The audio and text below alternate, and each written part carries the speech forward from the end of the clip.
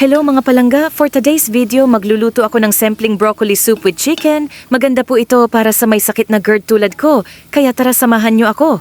So, ayan na guys, na ilunod ko na yung bawang, sibuyas at saka yung chicken na hiniwa ko ng maliliit, tsaka carrots at nilagyan ko na siya ng milk. Ayan guys, Saudia milk yung aking gamit, pero hindi ko inubos yung guys, isang ganon. Mga kalahati lang po yung nilagay ko, tapos sinaluan ko siya ng konting cornstarch para lalapot naman siya. Ayan. So, yan na guys, nilunod ko na.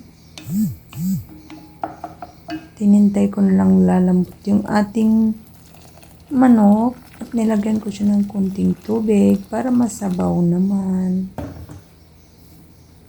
Nilagyan ko na yan ng asin at saka konting betchin guys. Dahil bawal nga ako sa magic cubes. So yan lang ang nilagay ko. Asin at saka betchin. Yan, ilunod na natin yung ating broccoli. Wow! So yan lang guys. Antayin na natin na maluto ang ating broccoli. 4 to 5 minutes luto na yan guys. So, yan lang guys ang aking ulam for today's video para sa aking GERD.